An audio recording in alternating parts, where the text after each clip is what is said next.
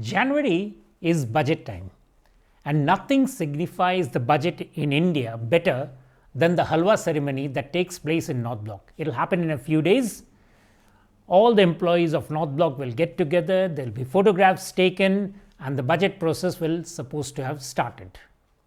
But for the larger middle class, halwa is not what they are going to get, at least not going by the rates of small savings interest rates that have just been announced by the government. There have been some small rises, as you can see, but they are not big. But remember, small savings is a very big issue for the middle class. The Public Provident Fund, which is of course the most popular, but there are all others which are very important means of savings for the middle class. And coming out of the COVID mess, this rates of interest is very important. But, and this is an important but, one of the reasons why those rates are not looking great despite inflation is that government employees are possibly eating into a large chunk of the money that the government should be spending for the rest of the economy.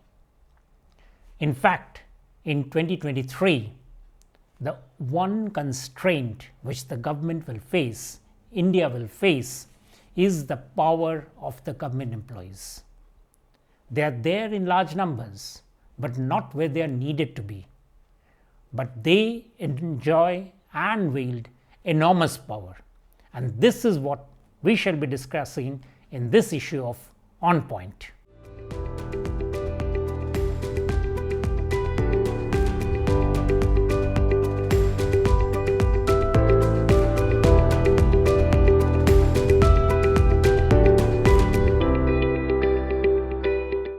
There is a disclaimer here. I have been government employee for several years, and my family also has strong connections within the government. Let me start with 2 points of data here. Have you heard of something called a canteen allowance? This has got nothing to do with the army. It is an allowance which government employees who work in the canteen, yes, government employees who work in the canteen get as part of their pay. It's an elaborate manual for them which is written out and revised every decade. Here's a look at that. Let me show you another data. How many Government of India officers at the senior grade do you think exist? That is, if you include the secretary, the additional secretary and joint secretary, the directors, their numbers is less than 2,000. Yes, 2,000 to run a country of 1.4 billion people. Now look at this data. The strength of the Central Civil Services, which includes the directors, under secretaries, section officers, assistants, the PS and the stenographers, the LDC, UDC, those ranks have been changed. But as on September 2015 was 23,680, just that, less than 24,000. Now along with that, if you add that number I told you about, 22,000 government officers at the senior most level, you realize that the Government of India's executive, which runs the ministries, which sets the policies, which essentially is what is Government of India all about, is very thin at the top. But that's surprising, isn't it? Because we often hear the other number. Which is that number? That there are 34 lakh government employees, I mean the central government employees. Add to them about 60 lakh state government employees. So where are they? The Government of India is very thin at the top and extremely bloated at the base. Now remember, from all these numbers, I am taking out the railway employees, they run the trains. I am taking out the postal employees, they deliver the postal services, whatever the quality. I am taking out the police, I am taking out the army, I am taking out the teachers at the state government levels, those who have been taken on contracts. They do not form part of this number. You need them, but they are not there. Remember, last year there was a very passionate agitation by the ASHA workers. These are the health workers, the huge army of about 20 lakh women who work from village to village carrying injections, medicines and other services to the village population. They were asking for their rights to become government employees. Their numbers are not here, but they are needed. The teachers are needed. The other technical staff are needed, but they are not there in the government. When the government of India writes policies, who are the people who write the policies? The secretaries. Along with them, there is the additional secretary or the joint secretary and the directors. Below them, and even if I take out all the section officers and others whose numbers I just said is about 24,000, there is this huge army of people. What can they do? Can they write a tax law? Or forget about it, can they even administer a tax law? Can they audit a company's balance sheet? Can they bring in any technical expertise? No, they can't, because the government recruitment which happens across states and at the center does not ask them for any particular qualification, which is why last year or the year before you saw hordes of people wanting to be what is called gangmen on the railways, essentially just checking the railway lines without any particular qualifications. Or there were lots of others trying to be every sort of employee in the government. Years ago, the top government employees, the officers at the senior most level, up to from under secretary onwards up to the secretary, used to be called class 1 government officers. Below them were the class 2 officers, roughly about up to section officers, and below them were the class 3, and then there was a class 4. But very soon, obviously, you realize where's the power, and that meant that the class 1, 2, 3, 4 divisions were considered pejorative. So those were done away with. Instead, we had group A, group B, group C, group D. Now you would think that that's fine, except that by the time the 7th Pay Commission has arrived, it was considered that the group D is again pejorative. So all those employees today are part of an amorphous band called group C. So you have got group A, group B, group C, but you can see where it's leading on. It's a power block at the junior most level. Now remember, we want employment, but we don't want this sort of an employment of a vast army of people who essentially end up distorting the job market. We were talking about small savings, and I'll come to that later, but let's look at this data. What's happening here? These numbers of pension and of wages. Now look at the numbers from 2013, the numbers from 2014 of the pension bill. Those have actually doubled.